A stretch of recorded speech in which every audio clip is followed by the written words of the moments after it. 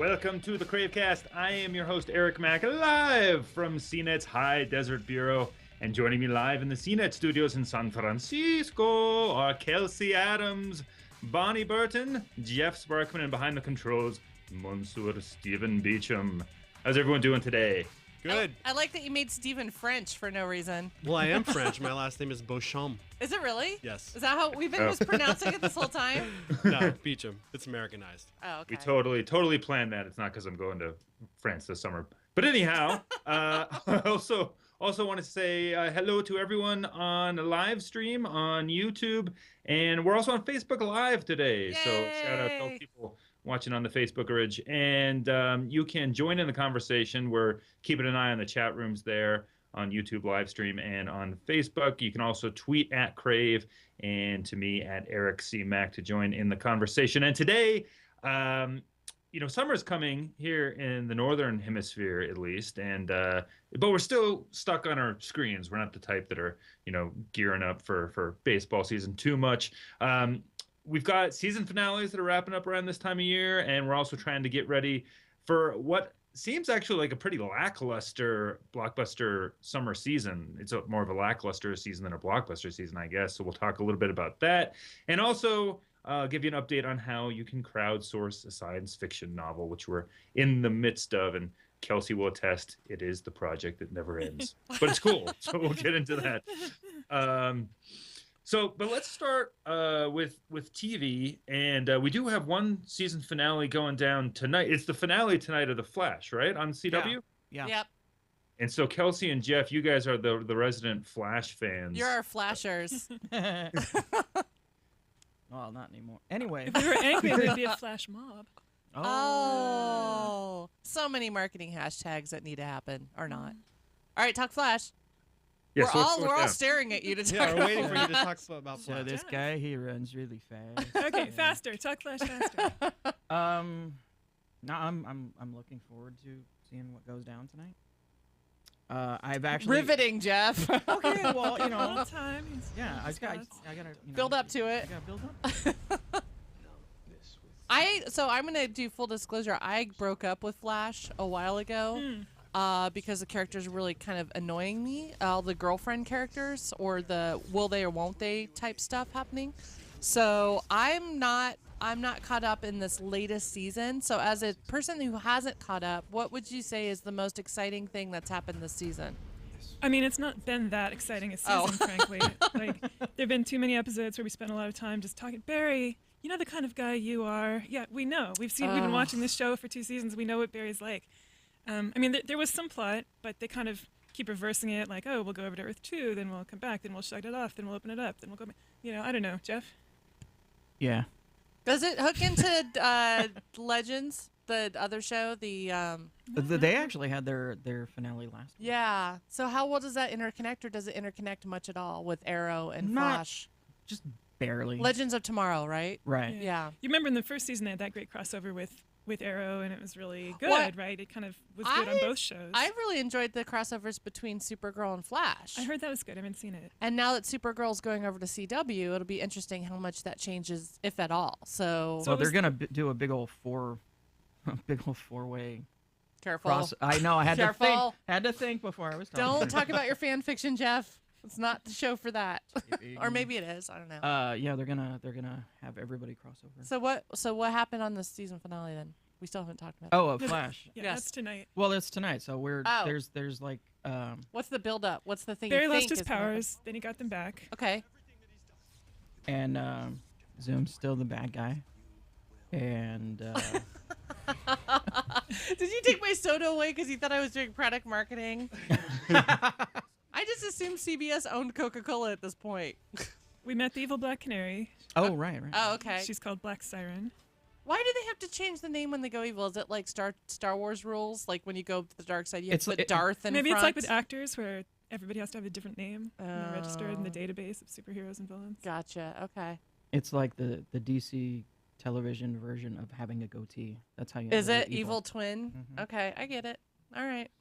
So, I Okay. mean, this segment is kind of reaffirming a lot of my assumptions about the show, which is that maybe it's kind of fallen by the wayside. I mean, you don't hear about it too much. Is that right? Is it losing momentum? I don't love it the way I used to, honestly, but I'm still watching. I mean, I've stayed current with it. I think every week. Are you guys hate watching it, or are you like No, watching I it just to like get through it? It's kind of slowed down. Yeah, I mean, It's not very cliffhangery. Was that even a word? I just made no, that. that's totally a Okay. word. And weren't you saying you felt like Barry? Oh, I feel like Barry right now is like one of the dumbest smart guys on TV. Because like I'm thinking about like the first episode of Flash where he's like seeing tire tracks in his head and he's like doing all this He's like kind of numbersy like, kind of thing. I always thought of the Flash as Wesley Crusher of the DC universe, where it's like boy genius, but he's clueless in social situations, right? So, But then they've been doing this thing with the Speed Force where he just has no real short-term memory. He can't really concentrate. Like he can speed read a book, but then he doesn't really retain much, which kind of explains why he's been letting all the other scientists do all the actual science for quite a while now. Yeah, So he's smart, but he's just scatterbrained. which that's a thing. yeah, that totally no, happens. I mean, maybe they should test him for dyslexia at this point. I don't know. Like that's just, I'm not a DC person. I'm a Marvel person. Aside from Wonder Woman, I'm not, and Batman, I'm not a DC person. So for me, it's Agents of S.H.I.E.L.D. So when Agents of S.H.I.E.L.D. did their season finale last week, I was all over that. Do you guys watch Agents of S.H.I.E.L.D. or am I the Yeah. only one talking about it? No. Okay. No, absolutely. I missed out because that's on a different day. I don't have actual cable. I watch everything online. So Uh-huh. there we see Daisy. So I'm just gonna go straight into Agents of S.H.I.E.L.D. Do it. I loved it, except Grant Ward. So this is Grant Ward taken over by Hydra. The whole concept. Hive. I'm sorry, Hive. The whole concept. Thank you. The whole concept was that he could kind of brainwash people, different Inhumans and Agents of S.H.I.E.L.D. to do what he wants. But he brainwashed them in a weird way that he kind of possessed them in a way, and it hit their endorphins, so they were super happy. Clearly, Daisy's not happy here, and she's fighting Grant Ward / Hive. What was his Hive name? What was his... It's like Alceus or something. Yeah, it's something weird. It means hive. Hive. Okay. The cool Or so thing... they said. Okay, so there's cool things and there are not cool things about this season finale, in my opinion. I'm going to do some spoilers, so if you haven't seen it yet, you should probably close your eyes and ears for a little while. But the thing that's really kind of weird was his face reveal on Agents of S.H.I.E.L.D. So he's kind of good looking here as Grant Ward's face, because that's the body he took over. But his real Inhuman face kind of looks like Davy Jones from Pirates of the Caribbean. He has tentacle face. Oh, I thought you were Cthulhu gonna say from face. the monkeys. Not from the monkeys. Different ones. You're so old, Jeff.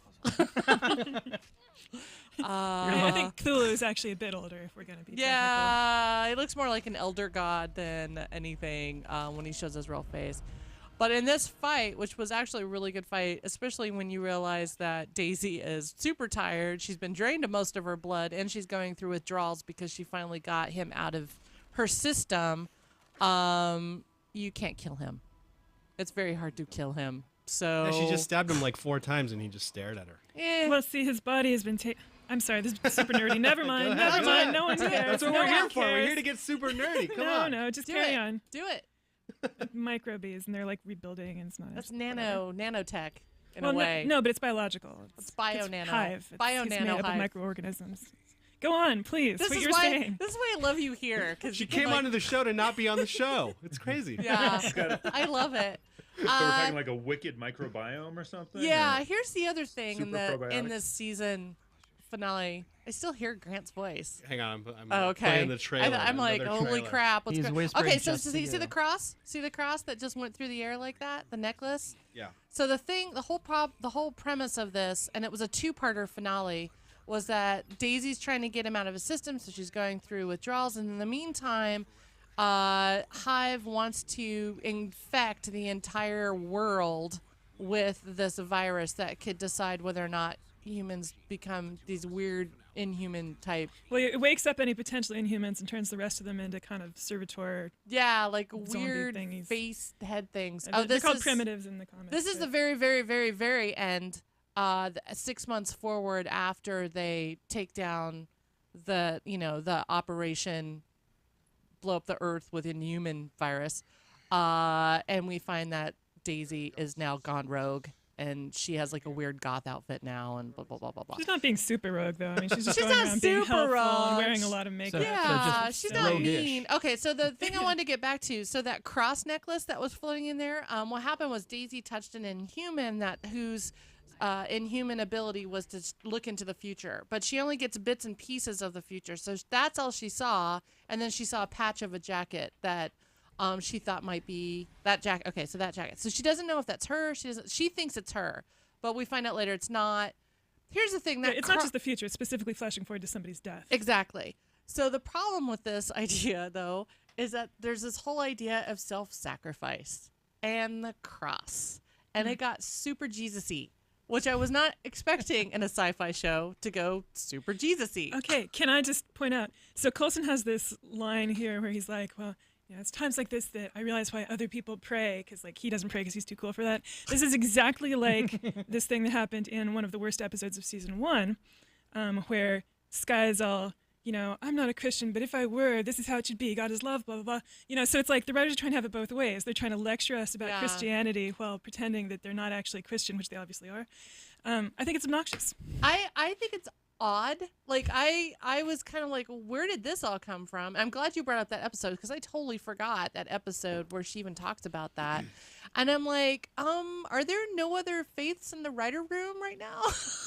And also, it's just, I mean, I get it. Having faith in your comrades or your crewmates or your agents is a good thing. Self-sacrifice, there's nothing wrong with that. And there's nothing wrong with being Christian. It was just a jarring moment in sci-fi where you're like, wait, what? What's going on? I just objected to the dishonesty of it. Like have a Christian character like Yo-Yo, for example. That's fine. That's great. Or Mac, whatever. That's their faith. But don't pretend your other characters aren't, but then put these words in their mouth. That's what annoys me. Also, don't treat us stupidly. Like, we know the story of Jesus. You don't need to throw a cross in our face and go, self-sacrifice. Like, we know. Everybody, even if you're not Christian, you know that story. So it's like, you don't need it to be part of this huge plot line. I thought it was funny they picked Link as the figure, too, because CNET colleague Eric Franklin really hates him. Sorry, Eric.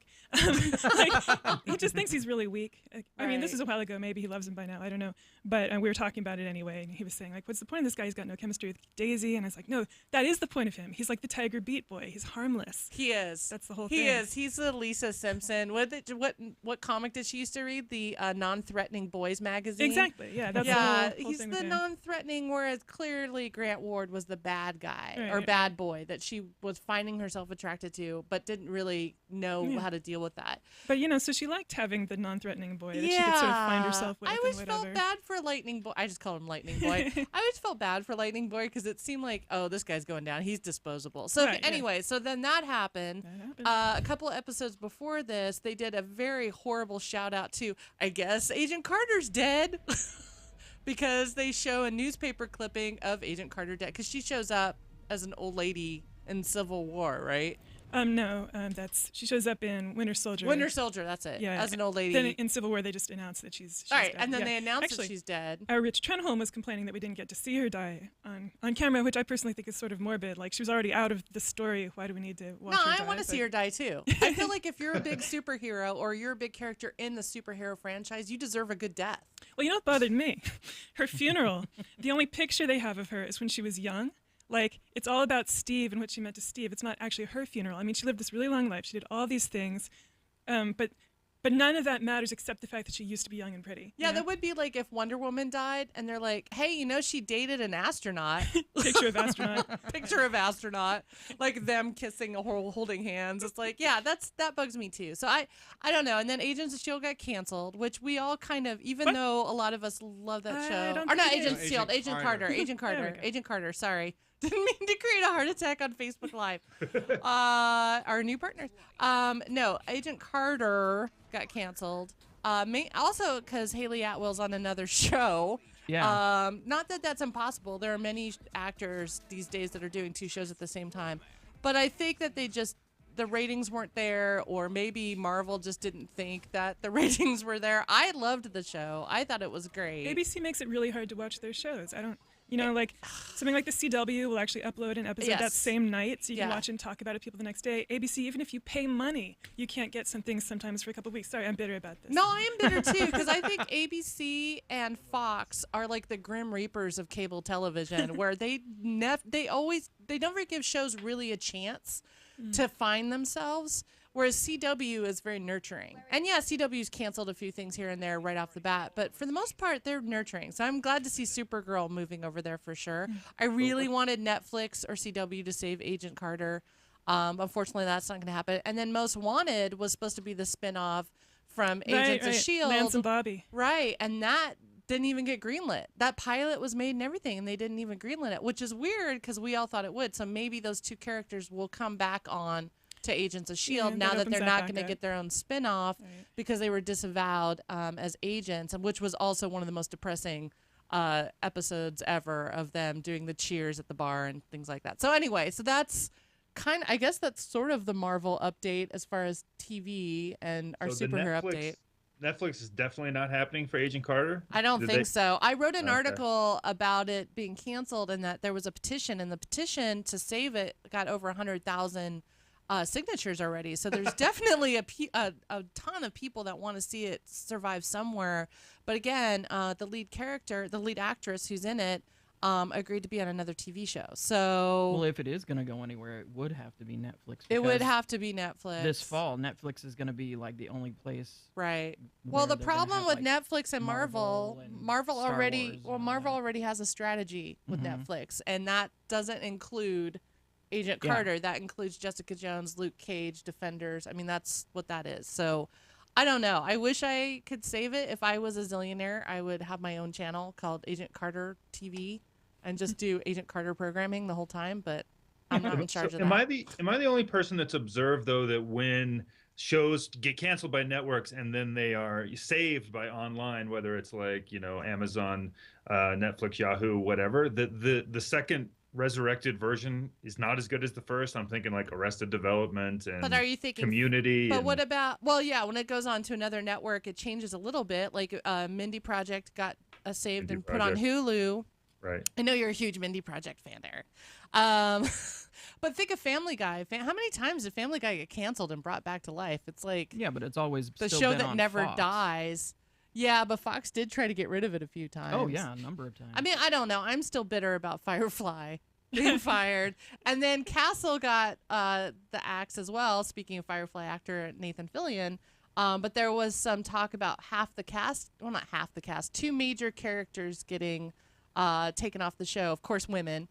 I don't know if that means anything, but the main lead, that was his wife, was taken off the show, and the forensic doctor was taken off the show. So I don't know. It's just weird and Castle was a good show. I mean, it had strong ratings, strong fan base. So I don't know. I never know why certain things get canceled, because it was a police procedural. Police procedurals do really well.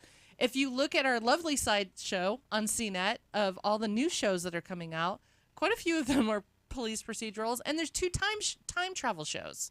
Oh yeah, that's right. So what were you saying about the time travel show that looked? Oh, when I was watching Timeless, right? Yeah.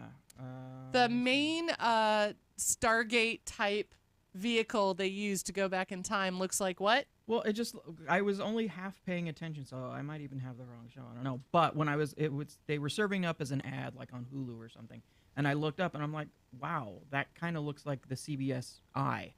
And I'm like, is this a CBS show? Because that's, Yeah. But no, apparently it's on NBC. Yeah, it's like the Eye of Sauron CBS logo, but not. So there's that, and I don't remember the other the other time travel show. Timeless might take up the Agent Carter void I feel for missing the 40s. So I don't know, because they go back in time to the 40s. Assuming it's more, realistic than the DC Legends time travel. I know. I feel like time travel, is that the new zombie thing now? Yeah, they're even doing it in Game of Thrones. There's a lot of time travel happening in Game of Thrones right now. I feel like time travel is like definitely whatever. zombies. It's either police yeah. It's either police procedural, zombies, or time Making travel. History. So maybe if they the other one. Making history. So maybe if they just combined all those, maybe if it's a zombie time traveler, I'm down with seeing Guys, that. we were here when Bonnie found her pitch. Her perfect pitch. Well, I don't know. the show that I'm watching that I'm looking forward to the end of for this season has none of those elements. Am I the only one watching Silicon Valley on HBO in this group? Yep. Yes. Oh man. I don't know. Is there a zombie or a werewolf or a vampire in it? Because I'll watch it then. There's arguably several zombies. I think several characters compared to that. But it's super fascinating season, especially because one of the writers, Dan Lyons, who used to be a tech journalist at Newsweek, he's got a book out now that I just finished. That's really awesome, and it's the book is called Disrupted, and it's his memoir of leaving tech journalism, well, actually getting laid off when Newsweek went under, and then he went and worked at a startup actually in Boston for a couple of years, and it's so much of the show is also in his memoir, although I don't know if that's on purpose or not. But anyway, I mean, if you follow Silicon Valley at all, and I'm guessing people that are watching this because they're on CNET, they probably do. It's just hilarious, and it nails, so many characters. I mean, you'll recognize characters, real life characters in this show. And does it take place now, or is it the beginning of Silicon Valley, like *Halt and Catch Fire* is? No, it's now. It's now, okay. Yeah, because *Halt and Catch Fire* just makes me feel old. So when I watch it, I'm like, oh, I remember when cable internet started, and I remember when social media started, and I remember when we saw the first Mac kind of snuck into Comdex. Like, so to me, that's like old person Silicon Valley, because we're all remembering that. But I've been hesitant to watch Silicon Valley. Do you highly recommend it for all viewers, or is it more of a bro kind of show? No. It's just, okay. I mean, if you know anything about tech culture at all, which obviously all of us do, I mean, you'll get a lot of the jokes. Okay, cool. It's just well written and totally funny. All right. So anyway, that's my pitch for TV. That's all I got. So the one show I'm not looking forward to is that weird Hanna-Barbera wannabe, half animated, half in real life, Who Framed Roger Rabbit type show. What is that called again? I have a video. Kron? No, not Kron. It's like some weird. It's kind of like he looks like He-Man or the dude from not Thundercats. Oh, that Thunder one. the Barbarian. Yeah, it looks like Thunder the Barbarian. But he's like in the real world around real humans. It's live action, but then it's this 2D animated character on top of it. And I feel like that it's going to have the same type of humor, or trying to have the same type of humor as like Archer. But I don't. It reminded me more of like Space Ghost Coast to Yeah, Coast. maybe that's what they're trying to go for. I don't know. I thought it looked kind of funny. Okay, well then I won't be too judgy. I feel bad. This is all based on like 2 minutes of seeing. Yeah, I mean, how can you judge a show based on a trailer? And that's what the trailer's for, right? Well, that's what I do actually. that's my policy. Well, these are the covers of the books, and we are judging them. Too much. I don't know. Like I don't know. I'm like with Kelsey. I don't want to invest in shows that are going to be canceled like after the first season, because then I wasted a year watching a show that I'm never going to get the ending to. So I don't mind that. I just having to wait a couple weeks for every new episode is frustrating. That's what I was talking about. Well, how about we judge some upcoming movies? That's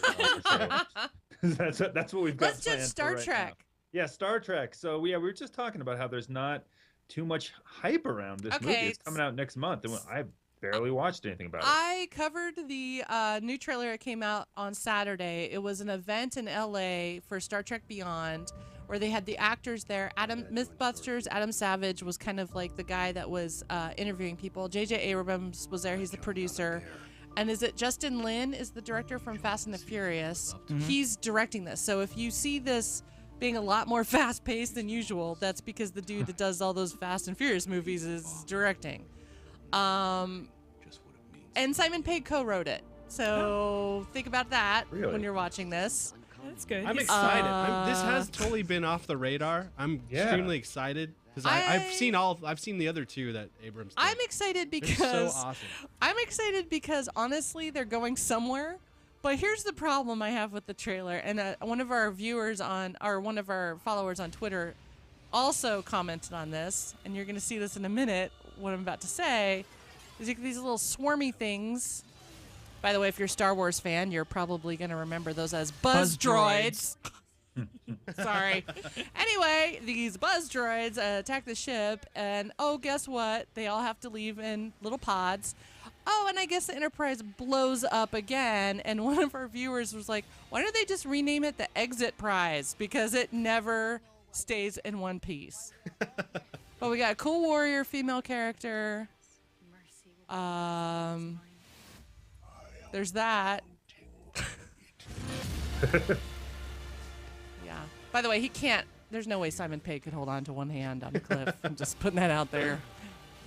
I can't even do that when I'm getting out of bed in the morning.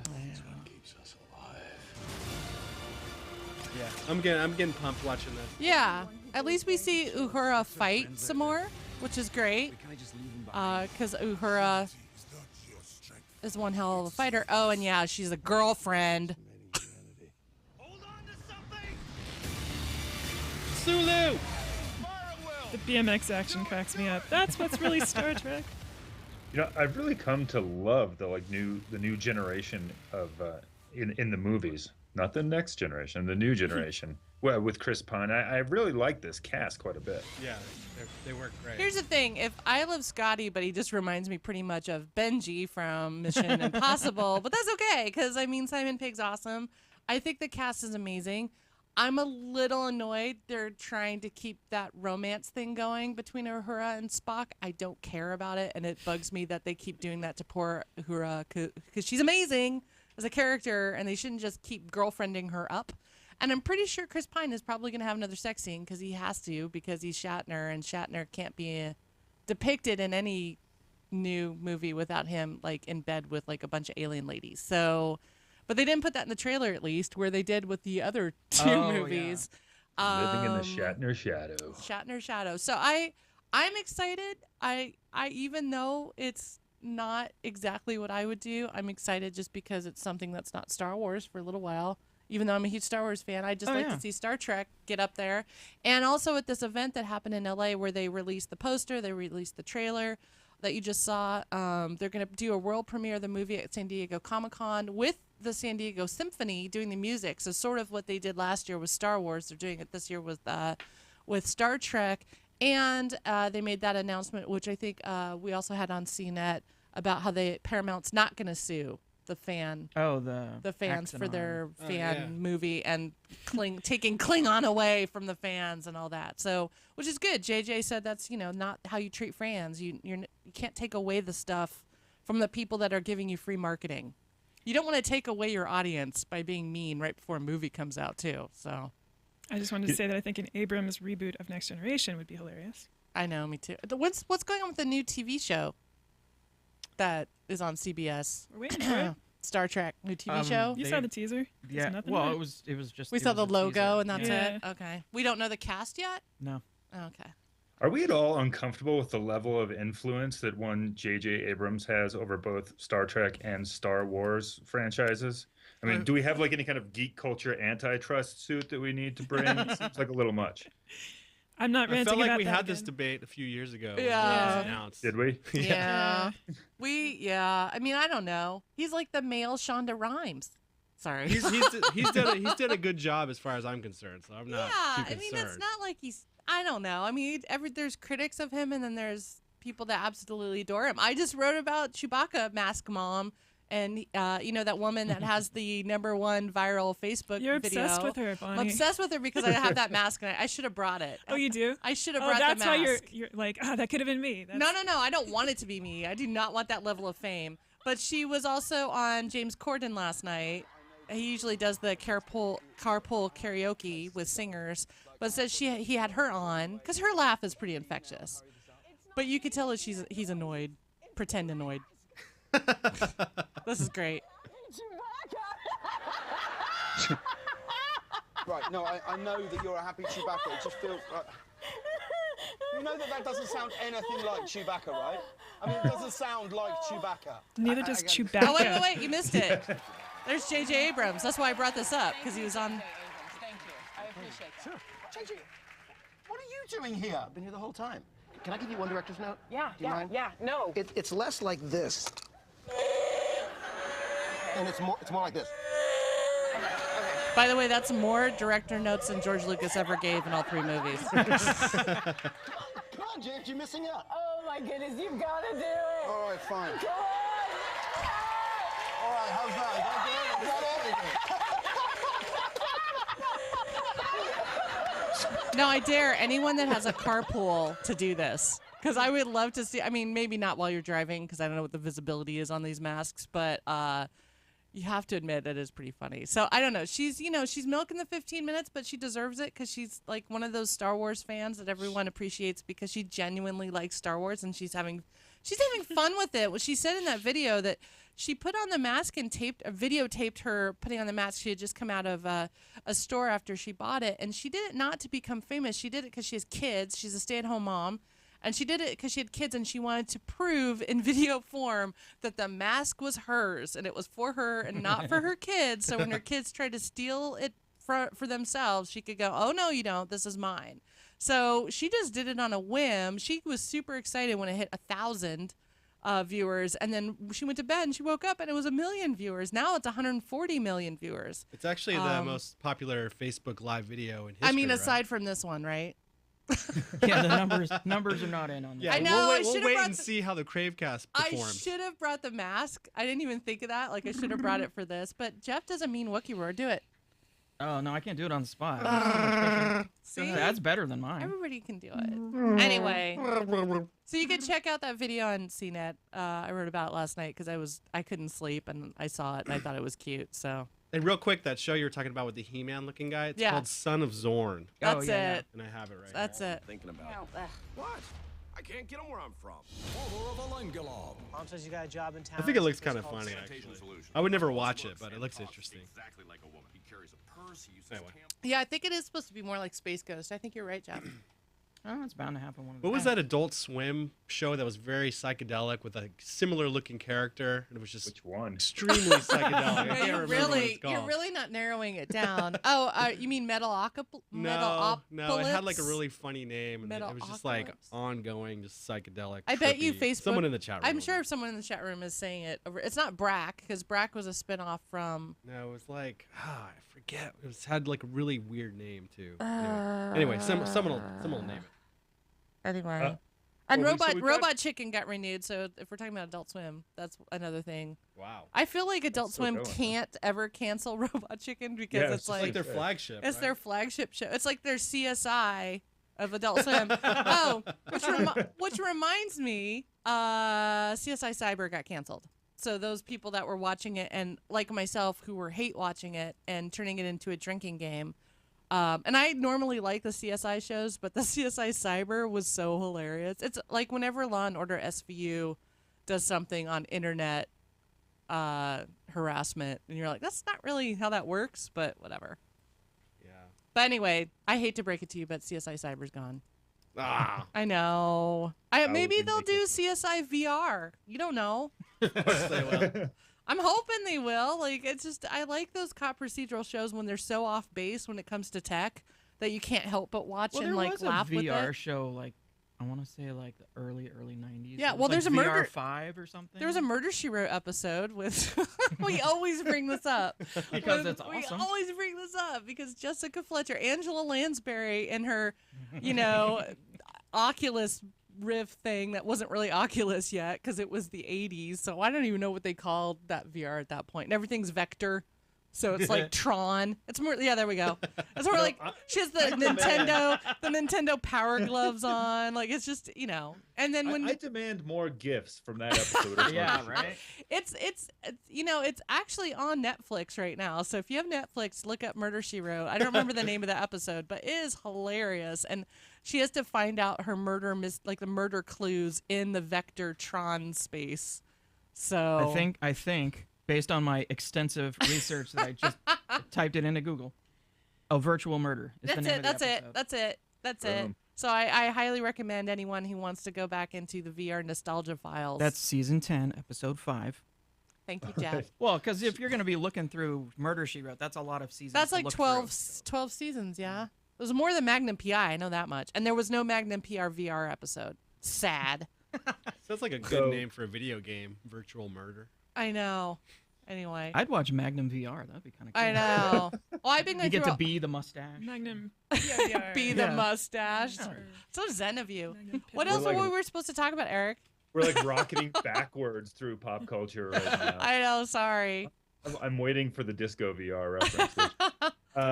So 3 more movies that I had on my list for the summer, the lame summer of 2016, is the one that's been talked about way too much, and it seems like it should have been out 9 months ago, which is the Ghostbusters reboot that I feel like we've been talking about forever. Oh, are they doing one of those? Yeah. Right.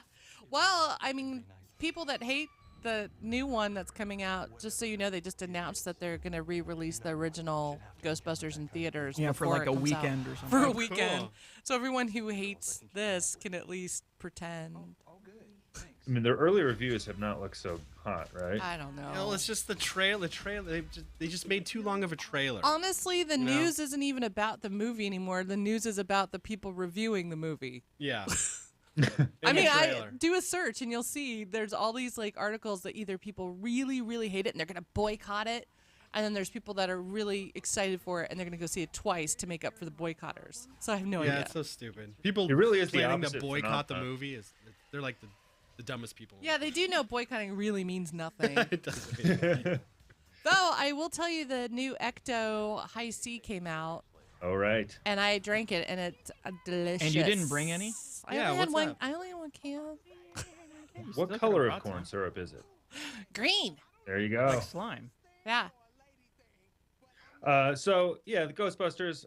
I mean, I guess it's like the opposite of what's going on with Star Trek Beyond. I mean, I feel like that one's been way overhyped when we've heard nothing about Star Trek. And another one that I don't think we've heard very much about that I'm excited. Maybe this isn't quite our little demographic slice of Americana here, but the BFG. Anyone?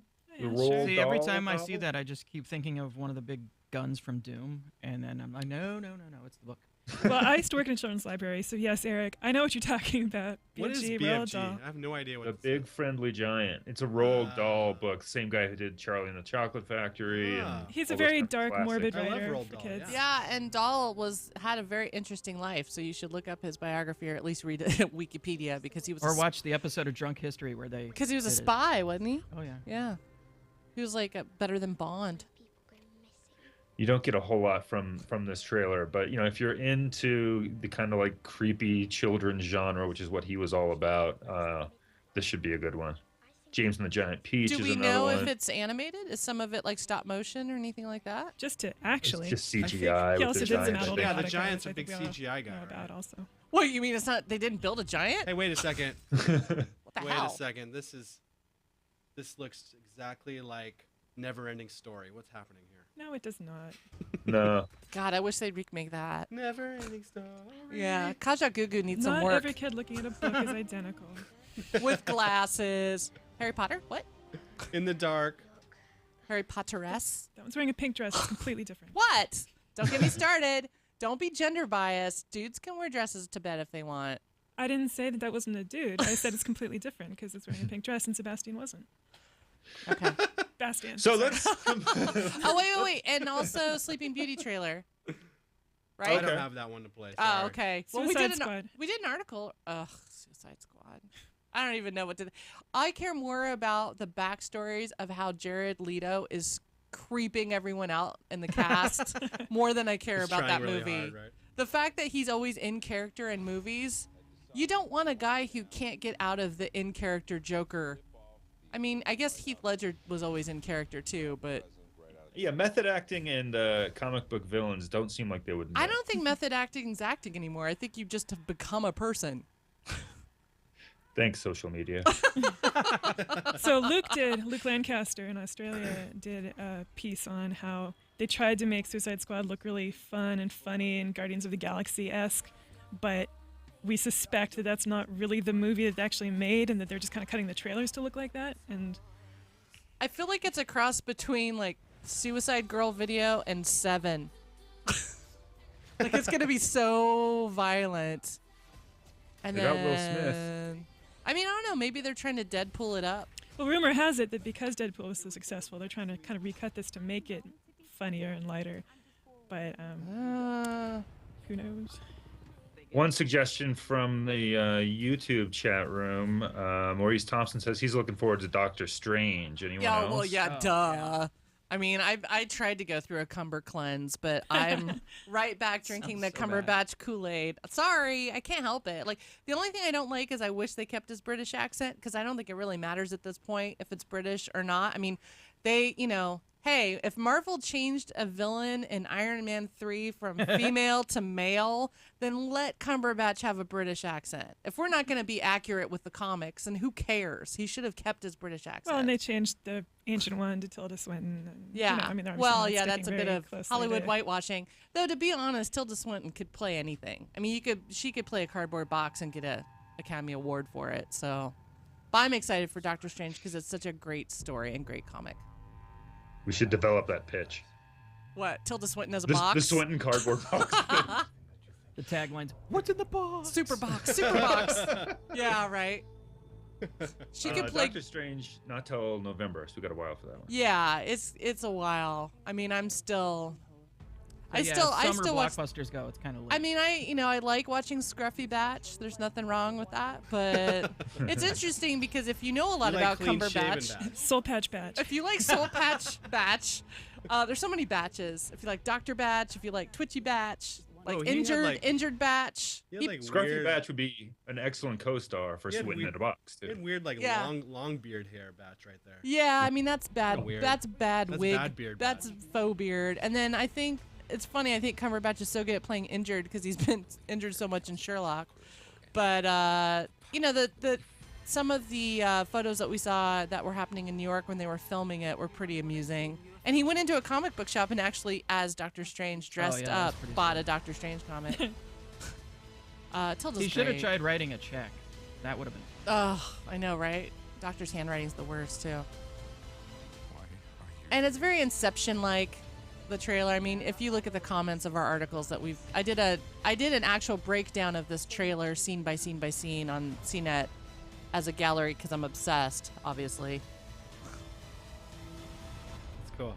But it looks great. Thanks for bringing that up. I totally forgot about it because I'm so it's far out. Yeah. Angry right now. So some people in the chat room keep asking what the Google Doc is that I referenced in the preview post for the show. The people demand Google Docs. People demand Google Doc news. Can't wait for that movie. Well, you never know. So you never know. But that has to do with the crowdsourced sci-fi novel that we've been publishing for the past couple of weeks here on CNET. We've talked about it on the show since, this has been going on for so long. I feel like it's been going on since last year. In November is when we threw a Google Doc online with an outline of a sci-fi novel, and we asked everyone to help us crowdsource it. And then a few months later, we did actually have a semblance of a novel, and then Kelsey and I and a few other people have spent the last few months editing and endlessly editing the thing into a story. I did not edit any of this. That was you and your wife. I read it. Reading, commenting, proofing, providing feedback, shaping. My big question on this is when it gets optioned, how are you going to do writer credits? Who's writing the screenplay? We've got a credit page. We've got a really long page of contributors. Is the screenplay going to be then crowdsourced as well? I feel like... So the way we did this, if you want to get into the nitty-gritty of it, is we put the Google Doc online, and it's still actually there, and anyone can still go edit it and play around with it. That's actually cnet.com/crowd-sci-fi. That takes you right to the Google Doc we're talking about. And that Google Doc is over 100 pages that is all Creative Commons, meaning anyone could build upon it, take it and, change something else, make crowdsourced fan fiction. I don't care. Do whatever you want. Yeah, what is amazing to me about this is that it was not just completely filled with porn and, trolling. And how did you avoid that? There was a couple of instances, but, Sorry about that, by the way. I know, I'm like, it is now. Cumberbatch. That was surprising to me too, actually, is that, there was maybe one case of vandalism, and then there were a few scenes of like maybe faux erotica, although they actually, they weren't actually that bad. They didn't make the final cut. I'll add my tentacle paragraph later. But I don't know. I mean, I like to compare it, to like a jigsaw puzzle where we just kind of put this jigsaw puzzle out on a card table at a party, and then people kind of like would stop and do a couple of pieces, or maybe do an entire section of the puzzle. And over a couple of months, an actual narrative did emerge. And Kelsey, it's been kind of interesting when you ask hundreds of people to write a book, you end up with obviously different writing voices and different writing styles. So we did have to get a little creative to figure out a way to kind of preserve the crowdsourced nature of it. I didn't just go in and edit everything so that it sounds like I wrote it, because then what would be the point of having crowdsourced it? So it's worth checking out. It's cnet.com/crowd-control. And that's where it lives. And there's 10, we're on 10, right? Yeah, we have 10 installments up now, and the next one's going to come out tomorrow. I'm also working on kind of a few lessons learned posts, a little behind the scenes stuff. And if you go into those installments that Stephen's showing you right now, I also posted some screenshots of earlier versions from the Google Doc, so you can kind of see how people discussed the shaping of the story along the way and how things were edited. And it was really interesting process. I don't know that we produced a Pulitzer Prize winner, but I mean it's a co-created work with literally hundreds of contributors behind it. So was an interesting experience. And I think I'm going to be figuring out what we learned from it for years in advance. It's going to take a long time to digest. It's kind of like an exquisite corpse kind of concept, where, except with the exquisite corpse, I can not say that, you don't get to see what someone wrote before you. Whereas this, I'm assuming everyone got to see everything, so it wasn't quite a surprise or a mystery when people were writing stuff. But I love this concept. I think it's really cool, and I've read a few of the installments. I was super impressed at how well it read. I agree with you. When you have that many people writing, you never know if it's going to sound kind of weird and schizophrenic in a way, or if it actually makes sense. And it's been really entertaining to read it. So thank you for even thinking up this concept. It's been really fun. It's kind of actually, I mean, it's almost like an exquisite corpse in reverse. And what I mean by that is because, people would hear about it, and then they'd go into the Google Doc, and they'd kind of start, you start on page 1 and they'd start reading through it, and they'd start copy editing and adding some words or some passages here. And definitely just because it grew to over 100 pages, not everyone makes it to the end of those 100 pages. So what we ended up with was, the first half of the book has been read and edited and rewritten probably 10 times as much as the last chapter. Wow. In fact, the last chapter is very short and probably still needs some work. So has there been any talk in the comments of people casting it? Because I know when I read a book of fiction, I always have to kind of visualize who I would cast in those characters so I can visualize it better. So has there been any talk of people going, oh, I think this character would be great played by this, or am I thinking too Hollywood about it? We've talked about this. Have we talked about this, Kelsey? Do you have any thoughts on any of the main characters? I have a few. Leslie asked me who I'd cast as Meta, and I said Tom Hiddleston, because he's got the long black hair, the chiseled cheekbones, the sneering superiority. But she pointed out that that's probably the wrong race and also much too old. And I was like, it's Hollywood. That's the extent of our conversation. I was thinking Adam Driver for that role. Okay. So, does Cumberbatch have a spot in this movie, you think? I don't know. Come on. We can get Cumberbatch in here. You could be the dad. I could see Harrison Ford in one of the roles, if that helps. Which one? Probably Charles. Are there any ladies? Oh, sure, okay. Are there any ladies you would cast? Any women? Yeah, and I'm trying, and I can't think of the names of some of the actors that I would. Yeah. I mean, you don't have to. I just do this when I read books. I do two things when I read books. I generally cast them, and then if a book is boring, I add a werewolf. Whether or not they're supposed to be. Just like real life, yeah. Who plays the werewolf? Is it like a David Naughton werewolf? Is it? Who's the guy that's playing Aquaman? Oh, Jason Momoa. Yeah, he's always pro werewolf for me. I need to say that more neutrally. When does that movie come out? That's in production, isn't it? It must be. It has to be.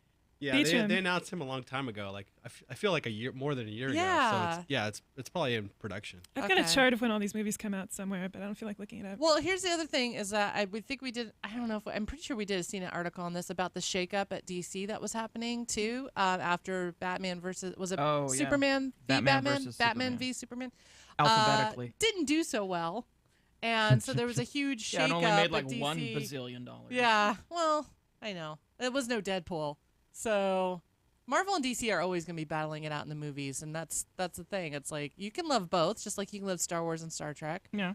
But it'll be interesting to see if that shakeup actually does anything to the Wonder Woman movie that has yet to give us the Wonder Woman movie. We have a trailer, but I love how Kelsey's eyeing Jeff. I'm waiting for something to happen. Were you waiting for Jeff to say something? I like when he talks. Oh, okay. I think everybody's just waiting for me to just like start bitching about Jeff knows Batman that. versus Superman again, but I'm not gonna. Oh yeah, you're right. That's what I wanted. Yeah. Yeah, the Superman He versus hated Batman. it. I didn't get to. I don't even remember seeing it. I must have seen it because I wanted to see Wonder Woman, but that was the only reason. So I don't know. That's the problem when you have superhero fatigue, is there's too many movies with superheroes in them, and then you have to kind of like parse it out and go watch an episode of Columbo as a palate cleanser. You know, I started watching that. Traveling further. Yeah. I can't watch any Yeah, new those are shows, pop- but I can watch Columbo and Dragnet and Adam 12.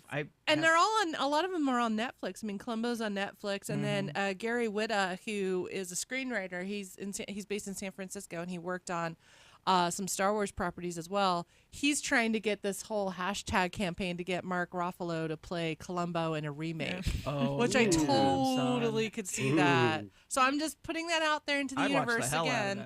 And so if any of you want to take up that hashtag campaign, go for it, because that's how things happen in Hollywood, right? You just whine a lot. You sign petitions.